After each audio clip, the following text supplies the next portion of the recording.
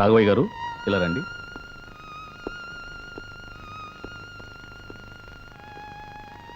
చూడండి, జరిగిన ప్రమాదంలో షాక్ వల్ల అమ్మాయికి మాట పోయింది. ఎక్కడ లక్ష్మి, ఎక్కడ కప్పు? పాట నేర్పిన ఈ గురువుకి ఏం కానుకిస్తుందో తెలుసుకోవాలి. ఎక్కడండి? పైనుంది బాబు. లక్ష్మి, ఎక్కడ నువ్వు గెలుచుకొచ్చిన కప్పు? ఆహా, అద్దిరింది లక్ష్మి. నీ మాటలాగా బ్రహ్మాండంగా ఉంది, నీ పాటలాగా అద్భుతంగా ఉందనుకో. అది సరే, నువ్వు కప్పు గెలుచుకొచ్చావు, నీకు పాట నేర్పి నాకేమిస్తావు? మాట్లాడు లక్ష్మి. తను మాట్లాడలేదు రంగా. పోటీల్లో జరిగిన ప్రమాదం మూలంగా లక్ష్మి గొంతు మోగపోయింది. ఏమిటి ఏమిటి మీరనేది? అవును రంగా, పట్నంలో డాక్టర్ పరీక్ష చేసి చెప్పాడు లక్ష్మికి మాట పోయిందని, ఇక మాట్లాడలేదని.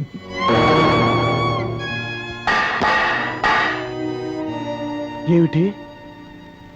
లక్ష్మికి మాట పోయిందా? మా లక్ష్మికి మాట్లాడలేదా? మాట్లాడితే ముత్యాలు రాలినట్టుగా, పాట పాడితే ప్రకృతి పరవశించినట్టుగా ఉండే లక్ష్మి కంఠం మోగపోయిందా? తన పలకరింపుతో లోకాన్ని పులకరింపు చేసే లక్ష్మి ఇక మాట్లాడలేదా? అబద్ధం, అబద్ధం. లక్ష్మి మాట్లాడగలదు.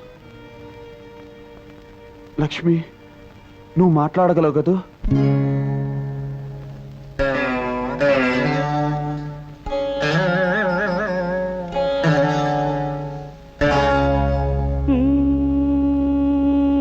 నా గొంతు శృతిలోనా